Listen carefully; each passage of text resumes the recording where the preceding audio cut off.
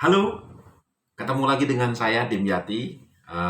Kesempatan ini saya mau berbagi pengalaman bagaimana mengelola atau membuat DUC sendiri dengan mesin tas. Ya, kawan-kawan kadang-kadang tanya masih bingung tuh mau mau pilih mesin mana gitu dan berapa kapasitasnya. Kan teman-teman mungkin sama-sama tahu lah kita bahwa mesin tetas itu ada mesin tetas otomatis dan mesin tetas full otomatis. Nah, itu dalam bahasa pasarannya. Kalau bagi saya ya mesin tetas dan mesin tetas otomatis. Nah, di mana bedanya mesin tetas otomatis dan full otomatis? Kalau otomatis ya seperti biasa lah, standar lah ya. Jadi suhunya sudah dikontrol, artinya dalam suhu tertentu sudah bisa kita setting mati dan hidup sendiri, terjaga. Terus kalau yang full otomatis seperti itu dilengkapi dengan pembalikan telurnya itu sudah menggunakan program mesin itu sendiri. Jadi tidak perlu kita membalik-balikkan telur, tapi sudah otomatis dari settingan mesin bahwa per jangka waktu tertentu telur sudah otomatis balik sendiri. Nah, itu bedanya mesin telur tetas otomatis dan yang full otomatis. Jadi full otomatis sudah membalik sendiri mesin itu. Nah, saya gunakan dua-duanya gitu. Kalau saya menggunakan dua-duanya, jadi mesin full otomatis itu saya gunakan untuk ngeram bahasanya. Jadi telur itu 19 hari jadi mesin full otomatis. Setelah umur 19 hari kita pindahkan ke mesin yang otomatis, mesin yang biasa. Itu fungsinya difungsikan sebagai inkubator hatcher, jadi sebagai mesin penetas atau pemecah saja. Nah, di situ hanya 3 hari, ya 3 hari. Jadi ada dua tipe mesin yang harus kita miliki. Dalam metode ini yang saya terapkan, ini akan jauh lebih hemat, jauh lebih hemat. Karena ada masalah ini, masalahnya gini. Misalkan eh, ada yang harus kita penuhi untuk mendapatkan daya tetas telur yang tinggi itu. Telur itu maksimum umur 3 hari harus sudah masuk mesin, ya kan? 3 hari telur harus masuk mesin. Misalnya telur hari Senin, telur hari Selasa, telur hari Rabu. Nah, 3 hari telur ini dari Senin harus masuk hari Rabu.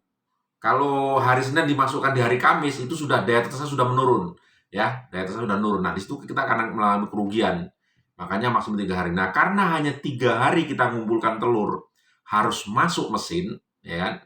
Sehingga pertanyaannya, kalau misalnya kita punya mesin yang 100 kapasitas 100, kita mau sistemnya mau gunakan sistem begitu masuk di situ sampai netasnya, sampai mecahnya di situ kan. Berarti ada 21 hari di mesin itu nanti.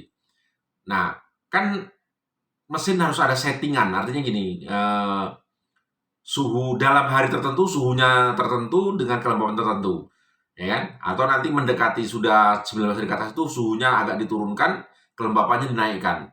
Nah, kalau telurnya masuknya berbeda, itu kan akan bisa jadi masalah. Nah, itu akan mengurangi netas lagi gitu. Dan netasnya tidak bersamaan. Nah, yang ada yang netas, ada yang tidak. Jadi masalah juga nanti tuh. Nah, ada virus, ada bakteri yang mengotori telur yang belum waktunya netas. Nah, sehingga polanya yang kita terapkan adalah kita berkesinambungan ya. Jadi misalnya kita punya telur hanya 60 butir sehari. Ya, sorry, 60 butir. Hanya 20 butir sehari. Ya, kita punya 20 butir sehari. Kita kumpulkan 3 hari 60, kita masukkan mesin. Nanti kita kumpulkan 3 hari lagi, kita masukkan lagi mesin lagi. Sehingga nanti kita setiap netas ada 60 butir jadwal netas, ya kan?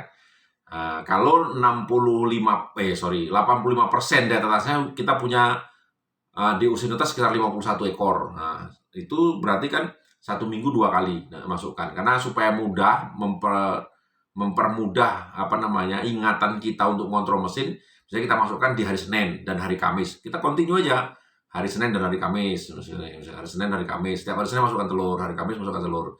Berarti Senin, Selasa, Rabu, Kamis, pas kan 3 hari, ya kan?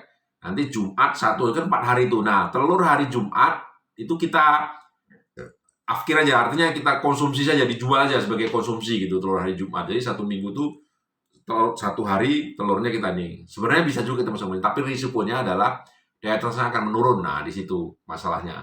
Oke, nah terus bagaimana ngitung-ngitungnya? Nah, ini kita ambil contoh ya. Tadi kita pengen Satu minggu kita punya 100 DOC, ya kan?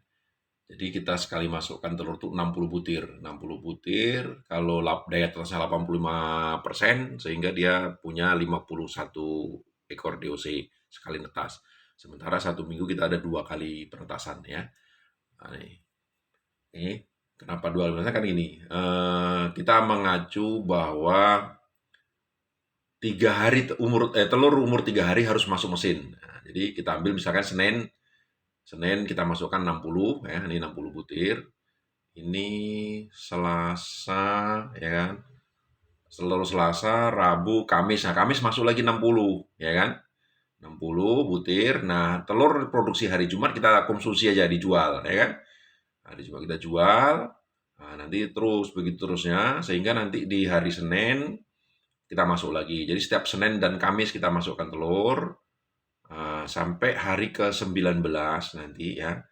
Hari 19 telur yang ada di dalam mesin ini, mesin pengeram ini kita pindahkan ke mesin pemecah, ya, mesin pemecah atau inkubator Hejar pemecah. Sehingga ketika kita mau memasukkan nanti di hari Senin berikutnya, ya, di umur 21 hari, itu mesin ram kita sudah ada yang kosong 60 butir. Jadi kita masuk. Sehingga apa yang terjadi dalam satu kurun ini, kita 6 kali pemasukan, ya, 6 kali memasukkan telur, sehingga kapasitas mesin kita tuh butuh di 360 butir saja. Jadi kita menggunakan mesin yang full otomatis itu 360 butir, ya kan? Terus di hari sebelumnya kan pindah ke mesin pengetas, mesin pemecah. Pertanyaannya, berapa kapasitas mesin pemecah yang harus kita miliki? Mesin pemecah yang harus kita miliki itu adalah kalau satu unit itu 120 butir, ya, kapasitas 120 butir. Tapi saya sarankan untuk 2 unit mesin pemecahnya, yaitu dengan kapasitas masing-masing 60 butir. Kenapa harus 2 unit gitu? Kenapa kok disarankan 2 unit? Karena begini, kita kan selang 3 hari ini. Nah, sementara di mesin juga 3 hari.